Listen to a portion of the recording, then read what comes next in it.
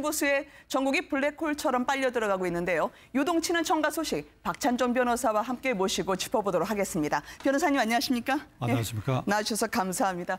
87년에 워낙 이 헌법 특위의 간사로서 만들었던 그 헌법 아닙니까? 오늘 박 대통령의 개헌 어떻게 보이시는지요? 87년에 제1야당, 네. 6.29 직후에 제1야당 총재 김영삼, 고문 김대중 그 당에 제가 정책의장으로서 당내 네. 개헌 특위 간사였지요. 특위위원장은 이중재 부총재셨고 네. 그래서 제 손을 다 거쳤어요. 그러니까 이걸 전제로 시청자들께 네. 내 손을 거쳤으니 내가 애착이 있다. 그래서 지금 이렇게 얘기하는 게 아니고 네. 박 대통령의 오늘 그 개헌 제기는 네. 헌법적 관점에서 봤을 때 모든 걸 헌법 탓으로 지금 돌려서는 안 된다 이거죠. 아, 그래요? 박 대통령이 말씀하신 여러 가지 정치적 혼란, 정책의 일관성 이런 등이 헌법 때문에 일어난 일이 아니고 네. 헌법대로 아니하여 일어난 일이다 이거죠. 아. 헌법을 위반하고 네. 헌법을 제대로 안 지키고 한 데서 일어났기 때문에 모든 걸 헌법에 핑계대고 헌법사서에 돌려서 개헌하자는 것은 그건 난 도저히 납득할 수 없다. 차차로 질문하면 내가 답변하겠습니다. 네네네. 그리고 두 번째로는 정치적 측면에 있어서 박근혜 대통령의 임기 4년 차에 어김없이 레임덕 4년 법칙에 딱 걸려버렸거든요. 네. 문민시대 이래에 김영삼, 김대중, 노무현, 이명박 대통령이 다 4년 차에 혈족과 친인척의 부정비리로 레임덕이 걸렸는데 네. 이번에는 혈족과 친인척이 아닌 이른바 측근 비선 실세에 의해서 대통령 궁지에 몰려있고 지지율이 곤두박질 친 이런 상황에서 네. 개헌을 제기하면 개헌이 모든 걸 빨아들일 블랙홀 역할을 하지요. 2주일 전에 네. 2주일 전에 청와대 정무수석이 청와대 입장 분명히 밝혔잖아요. 지금 절대 개헌 논의할 때가 아니라고. 그리고 왜 그 2주일 사이에 지지율이 20대로 푹 떨어졌거든요. 네. 그래서 박 대통령이 오늘 개헌 제기한 그 의도의 순수성을 저는 도저히 용납할 수 없어요. 왜 오늘 개헌을 제안했다 보십니까? 시중에는 뻔할 뻔짜라 그래요. 지금 저에게 수많은 사람이 전화를 걸려고 그랬는데 네. 속이 뻔히 보인다는 얘기까지 나오고 있어요. 그래서 이 개헌의 절실성이 가령 있다 하더라도 이건 네. 국회나 아니면 민간에서 제기를 했어야 하지 대통령이 나서서 그것도 2주일 전까지 절대 안 하겠다고 분명히 얘기했는데. 네. 대통령이 아무래도 정부 기구도 만들겠다고 했기 때문에 이번 개헌에 있어서 주도권을 쥐고 가겠다라고 하는 의사로 비춰지거든요. 그러다 보면 앞으로 1년 반은 대통령이 운영할 수 있는 정국이 되는 게 아닐까 하는 겁니다. 그렇게 흘러갈 수밖에 없고 그런 것을 네. 대통령과 청와대 참모들이 노린 거 아닌가 이렇게 생각할 수밖에 없습니다. 그러면 변호사님께서는 그 개헌 제안은 정략적인 판단이라고 보시는 건가요? 정략이라면 정략이지요. 네. 정략이라면 정략이고 대통령의 임기 말에 곤두박질 친 그 절약한 인기를 그나마 그 수준에서 스톱시키고 그리고 그에게 쏠려져 있는 모든 의혹을 살짝 덮는 효과 네. 이런까지 다 노릴 수 있었고 그렇게 될 가능성이 지금 충분히 있지요. 혹시 의혹이라 하시면 최근에 야권에서 문제 삼았던 최순실 씨 의혹, 우병우 수석 문제까지 포함하는 건지요? 물론이죠. 지금 시중에서는 이 좌병우 우순실이라 그래. 네. 왼편 쪽은 우병우 사태가 있고 오른편 쪽은 최순실 사태가 있고. 그러면 혹시나 개헌을 찬성하는 사람 입장에서 보면은 어차피 임기 말에 권력의 집중 현상 그리고 앞으로 승자독식의 국회 구조를 깨기 위해서는 어떻게든 개헌은 필요하다라고 이야기하지 않을까요, 변호사님? 박 대통령이 오늘 주장한 그 개헌을 네. 해야 할 이유의 첫째가 지금 김영카 말씀하신 그런 것에 보태가지고 5년 단임제는 이미 효용이 끝났다. 왜 그러냐면 네. 5년 단임이라는 것 때문에 정책의 일관성, 네. 외교, 안보, 경제 정책에 대한 일관성이 5년마다 이렇게 싹둑싹둑 잘린다. 일할만 하면 또 인기가 끝나죠. 그래서 개헌해야 된다고 하는데 그 말에 함축된 뜻은 네. 미국식으로 4년 중임제를 염두에 두는 것 같아요. 그럼 8년을 할 수 있다 이런 얘기인데 네. 이걸 미국이 4년 중임제를 해서 아주 근사하게 보이잖아요. 네. 정치로 안정돼 있고 우리나라에 4년 중임제를 하면 어찌 되느냐 하면 지금보다도 더 망가져 버려요. 아. 지금은 5년 임기니까 그나마 한번 당선되는 순간에 목표 5년 이러지만은 네. 4년 중임제를 해놓으면 당선되는 순간에 본인과 측근들이 모여가지고 네. 목표 8년이야. 이 4년 뒤에 중임에 성공하기 위해서 첫해부터 네. 무리한 예산, 정격유착, 부정부패의 여러 씨앗이 계속 부러질 거예요. 우리 이게 정치라고 하는 것이 그 정치 문화라고 하는 토양에 있는 겁니다. 네. 현재 우리의 토양에서 4년 중임제는 결국 8년 해먹자 소리고 정책의 일관성은 저리 가라고 부패와 이 정책의 일관성 오히려 8년 허용하면 더 안 되게 돼 있다고. 그러니까 중간에 선거 때문에 했던 일도 망가뜨리고 네. 예산도 아주 불효불급한 데 쓰게 되고 인기 위주의 정책을 하게 되고 이 나라를 소용돌이에 빠뜨린다 그지. 그래서 5년이니까 정책의 일관성을 유지하겠다 하는 거 그것은 다른 데서 원인을 찾아가 극복할 생각을 해야지. 네. 헌법에 손대지 않고 그래야지 4년 중임제 그리고 또 나아가 이원 집정제 같은 것도 염두에 두는 모양인데 이원 집정제는 실제로 내각 책임제거든요. 네. 내각 책임제는 잘 아시는 것처럼 국회에서 정당끼리 정당 소속 국회의원들끼리 정권을 교체하는 거 아닙니까? 그렇죠. 이 국회에서 현재 우리 정당 체제를 가지고 이 체제를 아래 단련된 저 국회의원들에게 정권을 맡겨서 주거니 받거니 하라고 한다면 우선 국민들이 가만히 있지 않을 수도 각 있겠죠. 정당의 계파가 현재는 네. 친박, 비박, 친문, 비문 단순화되어 있지만은 엄청난 계파로 분열될 것이다. 네. 일본 자민당을 우리가 보아왔잖아요. 네, 네. 13개 계파까지 있었던 일이. 그리고 하루도 편안한 날이 없을 거예요. 예를 들면 새누리당이 정권을 잡으면 이제 국회의원이 전부 장관을 하게 되니까 네. 장관 자리 서로 해먹기 위해서 서로 끌어당기는 내부의 부심작용이 있게 될 것이다. 그 정당끼리 어쨌든 생각만 해도 끔찍한 일이다. 국회가 그러니까 이런 걸 국민들한테 신뢰를 염두에- 제대로 못 받는 상황에서는 어쨌든 계파 싸움이 더 심해질 것이다라는 말씀이시군요. 그러면 혹시 변호사님께서 보시기에 오늘 시정연설에서 박 대통령이 최순실 씨 의혹에 대해서 어느 정도 입장 표명을 할 수 있는 기회였다고 보시는지요? 국회 가서 얘기하기는 뭐하지만 좀 다른 형태로라도 어떻게든 입장 표명을 했어야 한다고 보시는지 궁금하거든요. 김영카께서 청와대 대변인을 하셨는데 네. 이명박 대통령도 기자회견을 많이 안 했지요. 네. 그런데도 상대적인 박근혜 겁니다. 대통령은 네. 많이 했는데 박근혜 대통령은 지금 임기 4년 넘기면서 4번 했죠. 네. 연초에 한 번씩. 그것도 아주 제한된 기자회견 했지 않습니까? 최순실 문제 같은 것은 미국 백악관식으로 할 것 같으면 진즉에 네. 임기 초에 기자회견을 자주 하게 되면 누군가 어떤 기자가 대통령 각하 주변에 최순실이라는 사람이 여러 가지 방귀 뀌듯이 이렇게 냄새를 피우고 다니는데 요즘도 만났습니까? 이런 질문이 틀미시 나왔을 거예요. 네. 그러면 어떻게 되느냐? 이 기자회견에서 그런 질문을 받는 것이 부끄러운 일이 아닙니다. 대통령을 보호해주는 역할을 해요. 네. 이게 소통이거든.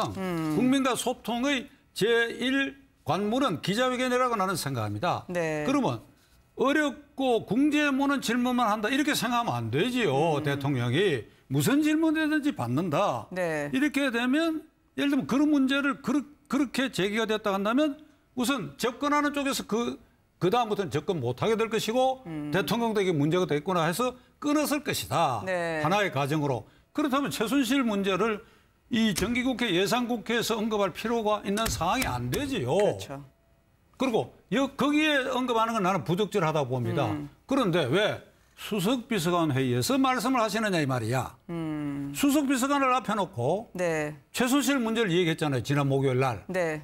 수석비서관을 앞에 놓고 그 밖에 청와대 밖에는 국민을 향해서 이건 예의에도 어긋나는 예의에. 청와대 관계자 네? 발로 입장을 보면은 뭐 검찰 수사가 진행 중인 상황이니까 지켜보자라고 하던데요. 검찰 수사가 제대로 될까요? 일단 뭐 압수수색 없이 사람만 일단 몇 명 불러들이는 추세입니다만. 대통령이 단호하게 말씀 안 하셨잖아요. 그러라 하더라도 2,000명 검사 중에는 네. 용기 있는 검사들이 나는 있으리라 봅니다. 그런데도 위에 어떤 제약 때문에 제대로 못한다면 1년 네. 2개월 기다리면 되지요. 다음에 어떤 정권이 들어서든지 간에 네. 이런 걸 그냥 적당히 듣고 넘어갈 수 있겠습니까? 그동안 어쨌든 법조계의 시각으로 보셨을 때는 최순실 씨가요. 지금 서미경 씨나 아니면 썸나 씨, 유병헌 씨 딸처럼 희화화되고 있어요. 앞으로 돌아올까, 귀국할 수 있을까라는 부분에 대해서는 영원히 수사가 하기 힘들 거라는 비관론도 있거든요.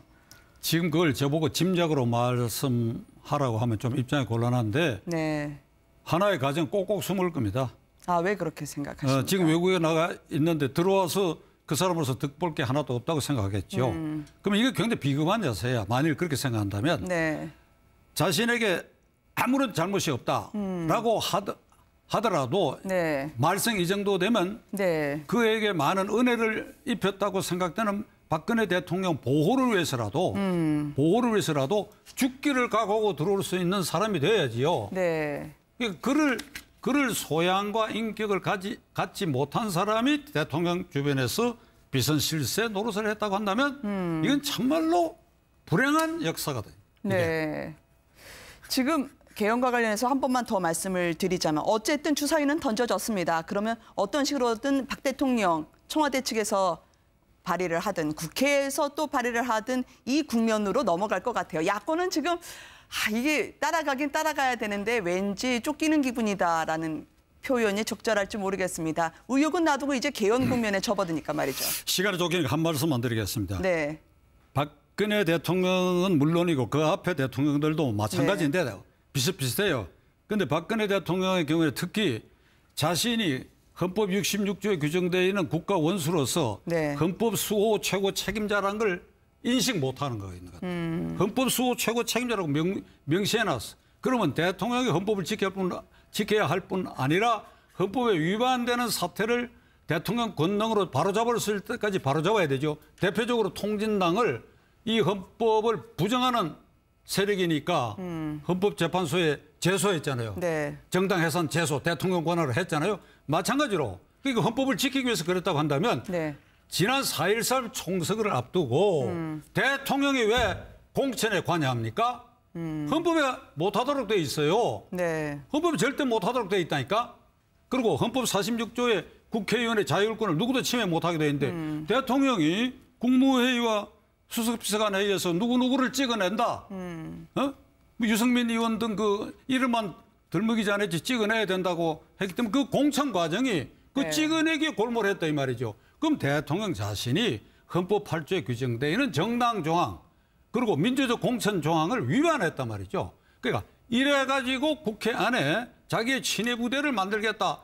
이래놓고 지금 국회가 항상 정쟁의 소용돌이에 빠져있다. 이렇게 말하면 이게 얼마나 모순된 일입니까? 국회의원이 자율권을 행사할 수 있도록. 네. 어떻게 하면 내가 헌법 수호 최고 책임자로서 헌법 46조에 규정되어 있는 국가이익을 우선하여 양심에 따라 직무를 행한다라고 네. 하는 국회의원의 자율권을 내가 보장해줘야 된다. 이걸 보호해줘야 된다. 국가원수로서 헌법에 규정되는 의무다. 네. 이렇게 생각했다고 한다면 공천에 절대 개입하면 안 되지요. 그리고 야당을 향해서도 이게 민주적 절차에 따라서 공천을 하라. 이렇게 말할 수 있는 대통령이 돼야지요. 이런 걸 전부 까맣게 잊고 덮고 본인 스스로 이 헌법 조항을 위반해놔놓고 지금에 봐서 모든 것을 이번에 오늘 연설에서 개헌의 첫째 이유는 정책의 일관성이 지키기 어렵다는 것이고 둘째로 모든 게 국회에서 정쟁거리로 네. 투쟁의 장이 되고 모든 것이 차기 대통령 선거에 연결되어 있다고 하는 것. 이건 대통령 자신이 지난 4년 동안 그렇게 한 부분이 없는 거를 반성해 봐야 되는 일이다 이 말입니다. 네. 그렇다면 오늘 그걸 쳐들어가지고 본인이 개헌 주장을 할 수는 없는 것이죠. 어쨌든 사전에 국회나 국민이 주도할 수 있는 공간을 내주던지 해야지 직접 대통령이 하는 건 헌법을 제대로 지키지 못한 점이 있다라고 변호사님 말씀해 주셨는데요. 그다음에 네. 국민적 합의가 있다. 예를 들면 아니 국민 70% 찬성한다 그러는데 네. 그게 여론조사에 근거를 한 것 같은데 지금 여론조사의 문항을 이렇게 되게 아마 물었을 것 같습니다. 네. 이 헌법은 개정한 지 29년이 되었습니다. 그동안에 정치적 소용돌이와 혼란이 있습니다. 네. 이 헌법을 고치고자 하는데 찬성하십니까? 이래 물으면 저도 오케이 할 거예요. 네. 이래 물은 걸 가지고 이 국민을 현혹시키는 여론조사예요. 이걸 가지고 금과 옥조로 이래서 개헌의 필요성이 있다?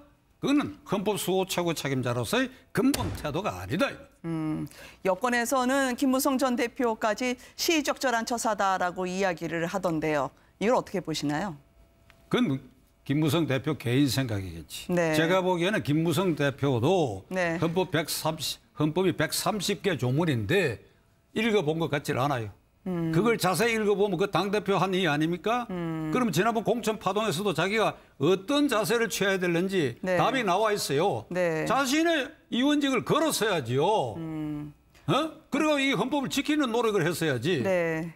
정권 출범 후에 시의적절하다 그랬어요? 제일 기쁜 날이라고요. 정권 출범 후에. 내 기준으로는 소도 웃을 말들 하고 있어. 어쨌든 안철수, 문재인 지금 사실상 야권에서는 투톱으로 내세우는 후보들의 경우에는 사실 개헌에는 뜨뜻미지근했었거든요. 어쨌든 대통령제를 보고 달려오신 분들인데 이분들은 어떻게 앞으로 제스처를 취할 것으로 전망이 되시는지 변호사님. 그 내가 한번 물어보고 다음에 답변하겠는데 네. 답변 드리겠습니다만은 제왕적 대통령이라고 하는 게 현행헌법에서 그 절대 용납할 수 없게 되어 있어요. 네. 왜 제왕적 소리가 나왔는가 하면 국회의원들이 스스로 자율권을 포기하고 한 정파에 소속되는 것으로 여기에 머물러 있었기 때문에 국회가 네. 싸움터가 되고 정당 부속품이 돼서 싸운 거 아닙니까? 네. 그러니까 이것의 족쇄를 풀어준다면 절대로 제왕적 대통령이 나올 수 없다고. 네. 그 새누리당 의원들이 왜 박근혜 대통령 눈치를 그렇게 사사건건 보느냐 이 말입니다. 그건 다음 국회의원 공천 때문에 이게 버릇이 돼서 그래요. 네. 다음 국회의원 공천을 대통령의 실력자가 하는 것이 아니고 내 유권자가 한다. 내가 서울 중부 여기 출신이라면 네. 중부 유권자들이 결정한다고 한다면 왜 청와대의 눈치 보고 왜 현재 당 지도자의 눈치를 보고 그래 네. 계파에 속하겠습니까? 그러니까 이 근본 문제 해결이라고 하는 게 헌법 손대지 않고도 네. 하위 법률로 정당법, 공직선거법 아니면 다른 특별법을 만들어 가지고도 고칠 수 있는 것을 굳이 헌법에 손을 대려고 하는 그것이 첫째 헌법의 취지를 잘 이해하지 못한 것. 박 대통령 자신도 어쩌면 130개 조문을 한 번도 안 읽어봤을 것이라는 것. 네. 이런 데서 비롯된 것이다. 혹시나 말입니다. 단독 집권 가능성이 서로가 좀 만만치 않다고 생각하는 여야가 같이 정치적으로는 권력 분점을 해서 나눠 먹을 수 있다라는 그런 판단도 박 대통령이 잘 알고 있다고 보시는지요? 그럴 가능성도 있고 그렇게 되면 이 국민을 크게 속여 먹는 것이죠. 그거야말로 역사상 최고의 야합이 될 것입니다. 그러나 국민은 현명하기 때문에 국회에서 이것이 3분의 2가 되면 이제 통과할 수 있지만 네. 국민 투표에 또 붙여야 걸릴 되죠. 위험이 있고 네. 제가 김영카에게 맹세하겠습니다. 저는 이 헌법 개정에 앞장서서 반대하는 투쟁에 네. 참고할 생각입니다. 알겠습니다. 이 내년 4월 또 국민투표가 가능할지에 따라서 변호사님 자주 모시고 의견을 들어야 될 것 같아요. 오늘 귀한 자리 나와주셔서 감사합니다. 고맙습니다.